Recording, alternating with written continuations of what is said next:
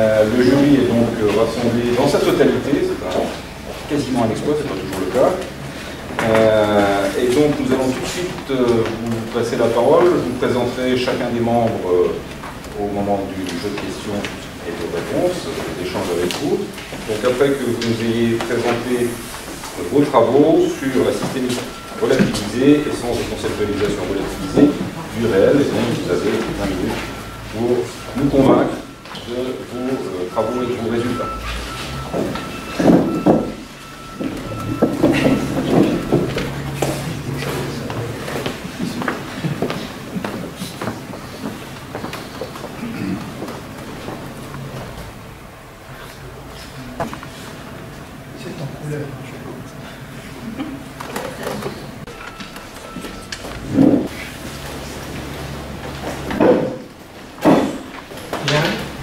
Monsieur le Président, Mesdames et Messieurs les membres du jury, Mesdames et Messieurs, merci d'être là. J'ai le plaisir et l'honneur d'évoquer ici une proposition d'infracadre méthodologique à la conceptualisation relativisée du réel physique. Cet infracadre a servi de fondement au développement de deux méthodes évaluées opérationnellement dans un contexte industriel, une ingénierie système relativisée et une gestion des cycles de vie relativisés des produits de conception. Après avoir évoqué l'émergence du projet, j'exposerai la problématique générale à laquelle il se confronte, le point de départ adopté et sa genèse. Je préciserai ensuite le cadre méthodologique adopté et ce que l'on y construit, avant que d'évoquer la façon dont les modèles construits dans ce cadre peuvent être évalués relativement au fait vers lequel il pointe. Je finirai en revenant sur le bilan et en évoquant quelques perspectives vertes. Je commence donc par l'évocation de la problématique initiale. Cette thèse est le produit de travaux débutés en 1997 dans le cadre de l'industrie aéronautique et spatiale. Les questions soulevées m'ont conduit à distinguer en 2010 ce qui relève d'une part de l'aspect fondamental, qui construit un pont entre l'épistémologie et les pratiques de construction de connaissances ou de construction de projets, que j'ai nommé systémique relativisée, et d'autre part des développements méthodologiques construits dans cet infracadre. Le projet est parti d'un constat circonstancié, l'analyse fonctionnelle en milieu industriel, qui revient à allouer des fonctions à des entités réputées absolument, au moins en puissance, sans que rien ne guide les genèses, ni de ces entités, ni de ces fonctions. Les superpositions anarchiques des différents points de vue et l'incapacité de les projeter sur une unique arborescence matérielle débouchent sur des tâtonnements sans fin et des à peu près qui ne satisfont personne. Et pourtant, le miracle est que l'on fait et que l'on envoie diffuser dans l'espace. L'importance des processus en cause et les bénéfices tout à fait insoupçonnés, j'en suis convaincu, que l'on peut attendre de leur optimisation, mérite toutefois que l'on cherche à optimiser systématiquement la productivité des efforts consentis au travers de méthodes. De ce constat initial s'est dégagée une problématique générale. Et d'abord, un postulat. Ce postulat pose le principe d'un réel physique radicalement inconnaissable en lui-même, dont nous sommes partie intégrante et dont la saisie par la conscience est indissociable des points de vue lourds de finalité que nous incarnons. Un postulat, donc, radicalement constructiviste. Dès lors, trouver sur la base de ce postulat une réponse efficiente à la problématique soulevée requiert de donner une réponse aux besoins qu'avait exprimé Schrödinger. Introduire explicitement dans les processus cognitifs les finalités relativisantes à travers lesquelles nous nous confrontons au réel, et cela sans remettre en cause les principes de généralité, de précision et de réfutabilité qui ont assuré notre succès adaptatif, mais au contraire en leur fournissant de nouveaux fondements sur lesquels s'appuyer afin qu'ils nous permettent d'accroître la maîtrise de notre destin. Le projet entrepris jette donc un regard unificateur sur les sciences humaines et les sciences dites dures. Le but se précise. Il s'agit de concevoir un langage qui satisfasse aux critères de scientificité généralement admis pour communiquer des constructions fondamentalement relativisées, qui posent des faits et leur associent des concepts via des genèses. Mais d'où partir? Quant à la recherche d'un point de départ, je me suis penché sur le corpus qui existait en matière de systémique. J'ai constaté que les termes premiers mobilisés étaient sujets à controverse, que les définitions étaient souvent circulaires et qu'elles n'étaient pas connectées à la factualité de façon suffisamment contrainte pour satisfaire les critères de scientificité généralement admis. On peut faire remonter le caractère fondamentalement qualitatif des concepts physiques à Aristote, et force est de constater qu'à ce jour, il demeure. Cet état de fait pousse les sciences physiques soit à se replier sur des conventions spécifiques à un domaine particulier, je pense par exemple à l'entropie thermodynamique ou l'entropie informationnelle, soit à importer les définitions des mathématiques, exemple la continuité, tout en fermant les yeux sur les contradictions qui peuvent là aussi perdurer. Je pense au concept d'état dans les machines de Turing et dans les chaînes de Markov. Ou encore, je pensais donc toujours pour illustrer ce propos au concept d'ensemble, une chose qui, comme l'énonce Gabriel Stolzenberg, dont le type n'a jamais été précisé. J'ai trouvé une réponse au travers de la méthode de conceptualisation relativisée du professeur Yoram Miloshechter, issu d'une longue fréquentation de la physique quantique. Il n'est pas étonnant, a posteriori, que ce soit de ce domaine de confusion conceptuelle maximale, que soit issue une première méthode de conceptualisation du réel, exprimée selon les règles de la syllogistique classique. Ce que nous dénommons fait pointe dans cette méthode vers la toute première strate de conceptualisation du réel physique que l'on peut intersubjectivement se donner.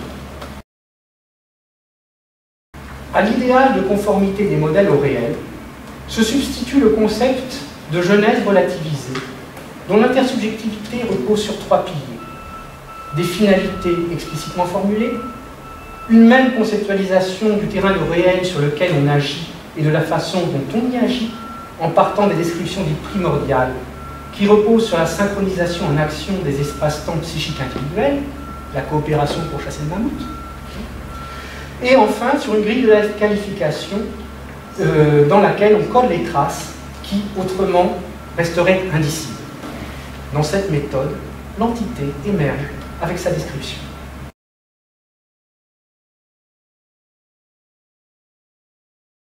De là, comment construire?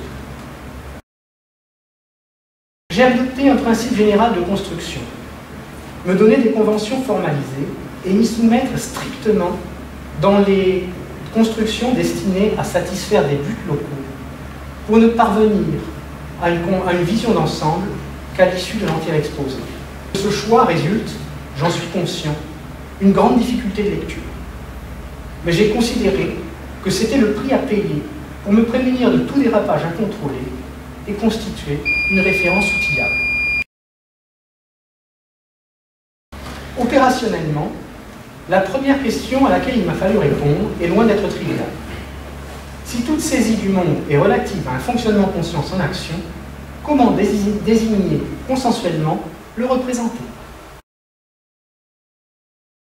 J'ai considéré que la réponse à cet enjeu passait par la définition d'un formalisme dans lequel, certes, les finalités étaient explicites, mais aussi les processus conceptualisés à partir d'un acquis devaient pouvoir être explicitement connectés aux localisations spatio-temporelles des interactions physiques vers lesquelles ils pointent. L'existence postulée d'entités physiques, enfin, inférée de ces processus, devait être explicitement représentée dans un espace abstrait. De là la définition d'un cadre méthodologique. Comme fondement, un espace de représentation qui satisfasse les critères évoqués. Dans ce cadre, la formalisation de l'unique type d'élément manipulé dans la construction, la description MCR d'une entité physique, y inclut sa genèse. Cette formalisation conduit à étendre les concepts MCR et à les symboliser dans l'espace de représentation adopté en tenant compte des relations de dépendance identifiées dans la méthode. J'ai alors été surpris moi-même que les conventions que je m'étais données m'imposent formellement d'inclure dans ce socle, les concepts de description d'entités psychiques, de finalité et d'anticipation que je considérais jusque-là de façon autonome. La force du formalisme a imposé le concept d'anticipation comme préalable incontournable à toute construction de connaissances. Car, d'une part, seule une projection dans l'avenir légitime le terrain de réel et la façon de faire que l'on se donne a priori pour constituer une connaissance. Et d'autre part, cette dation initiale fait implicitement référence à tout un corpus de connaissances dont on postule qu'elles sont vérifiables. Dans ce cadre, il a alors été possible de s'attaquer à la reconstruction, l'explicitation physique des concepts classiques.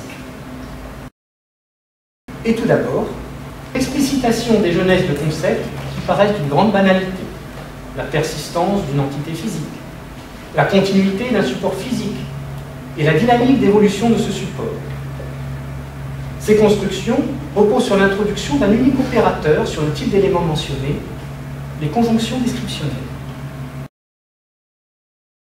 Là-dessus, il a fallu préciser les conditions dans lesquelles on conceptualisait au travers d'une entité unique différents devenirs incompatibles, tels que par exemple une voiture, dont les différents exemplaires ont des destins spécifiques.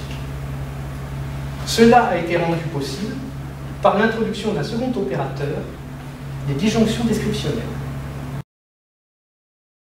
Sur ce fondement, il a alors été possible de rendre compte des mécanismes qui extraient les concepts du référentiel spatio-temporel où ils ont pris naissance. Moyennant la création de classes d'équivalence relativement à une vue et aux possibles concevables, on conçoit les concepts d'état physique, d'entités relativement stables et de systèmes. Je m'attarderai un instant sur ce dernier concept de système physique, tant il est paradigmatique. En préalable, j'insisterai sur le fait qu'une unique entité physique, au sens de SR, peut, du point de vue de la mécanique classique, être vue comme un ensemble d'objets matériels non connexes, tels que par exemple une constellation de satellites ou un troupeau de bouillons.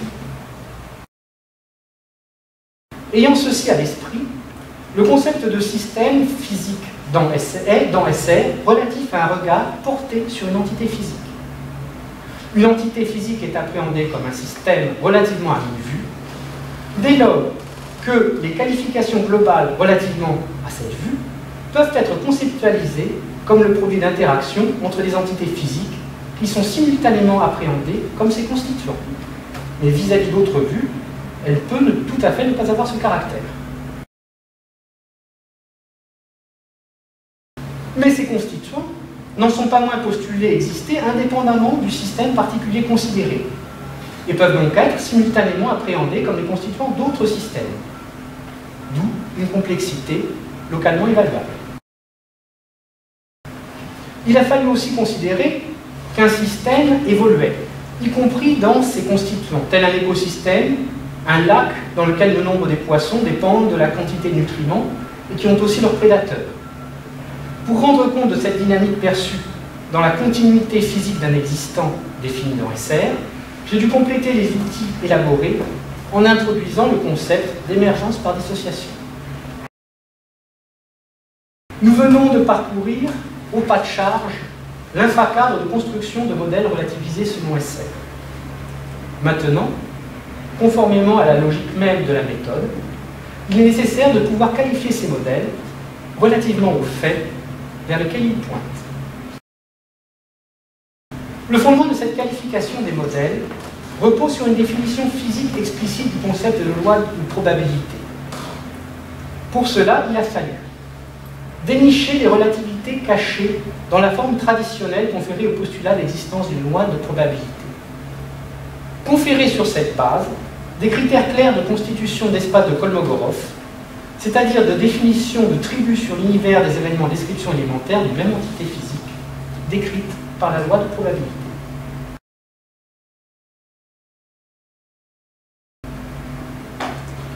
Dans la définition élaborée, postuler l'existence d'une loi de probabilité revient à postuler l'existence d'une unique entité physique comme support à la procédure mise en œuvre et, simultanément, à postuler l'existence de variations infraconceptuelles stables dans les façons de faire. Sur ce fondement, il a été possible de définir un concept d'entropie physique. La définition élaborée évalue l'instabilité d'une entité physique relativement à un des points de vue qui contribuent à la conceptualisation de son existence, ou encore à la mise en évidence de faits saillants relativement à cette vue. Quand une valeur d'aspect reste toujours la même, quoi que l'on puisse concevoir qu'il puisse survenir, l'entropie est nulle. À partir de ce concept d'entropie, il a alors été possible de proposer un concept de complexité mesurable relativement à un ensemble donné de points de vue. La définition proposée mesure l'intrication des différents points de vue sélectionnés. Elle répond à l'acception informelle, commune que l'on en a. Si un événement change la modalité d'existence d'une entité physique persistante relativement à une vue aspect donnée, change-t-elle aussi cette entité relativement aux autres vues d'aspect considérées? S'il y a beaucoup de ces vues d'aspect et si la réponse est oui, on atteint une complexité maximale. On peut penser à l'agriculture au cœur des systèmes écologiques, économiques, humains. Si la réponse est non, la complexité est minimale. Par exemple, un ensemble de valeurs constantes, quoi qu'il survienne. Après ce parcours, je souhaiterais évoquer les perspectives ouvertes par ces travaux. Je voudrais d'abord souligner que le succès d'ores et déjà obtenu dans les domaines d'application mentionnés, ainsi que ce travail théorique, n'aurait pas été possible sans la constitution spontanée d'une petite équipe informelle de personnes portées par leurs convictions, au-delà de ce que l'on considère comme usuellement raisonnable. Je tiens ici à les citer. Monsieur Vincent Brinjon, docteur en physique théorique et membre du jury. Monsieur Eric Campo, ingénieur en système électronique et informatique industrielle. Monsieur Fleuchet, ingénieur électronicien. Et monsieur Bruno Massy, ingénieur généraliste et ingénieur en production automatisée. Pour revenir aux perspectives ouvertes, les voies de progression ouvertes sur le plan théorique, si l'on s'intéresse d'abord à ce point de vue, sont nombreuses. En ce qui concerne cette petite équipe que j'ai mentionnée, et si l'opportunité nous en était en donnée de poursuivre, quelques thèmes nous tiennent particulièrement à cœur. Aussi pour les développements qu'ils laissent entrevoir.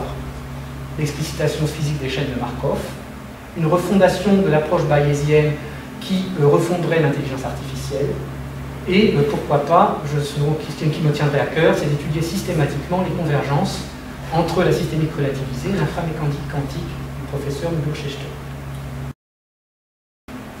En termes de développement méthodologique appliqué, là aussi, ils sont nombreux.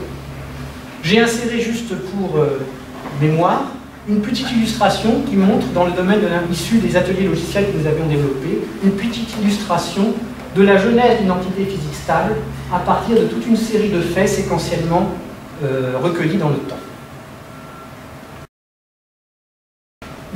Et en termes d'informatisation, troisième pilier de perspective ouverte, dans la continuité du mode de progression adopté, les travaux d'informatisation doivent accompagner les développements méthodologiques afin que l'on puisse soumettre ces derniers à évaluation relativement au but qui les motive, et ceci des points de vue tant humains que technico-scientifiques et économiques.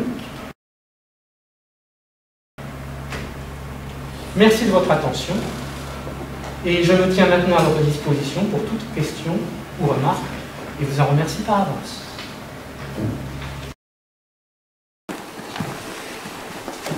Et je souhaiterais associer à cette remise mes complices qui ont relu mot par mot, pas par pas, tout ce travail pendant plusieurs années. Monsieur Eric Campo, Monsieur Fabrice Fleuchet, Monsieur Bruno Massy qui est caché derrière, Monsieur Vincent Benjoul, puisque lui, malgré son travail écrasant à Thalès, a toujours trouvé le moyen, chaque semaine, on se cachait aussi à Thalès, on se cachait à PSA, on se cachait à Thalès pour pouvoir travailler toutes ces dernières années. Et puis, ma foi, Monsieur Giquel, qui m'a permis matériellement de finir, parce que sans lui, pour la photo, parce que sans lui, j'aurais tout simplement été dans l'impossibilité, derrière le parapluie qu'il m'a offert, d'achever ce travail.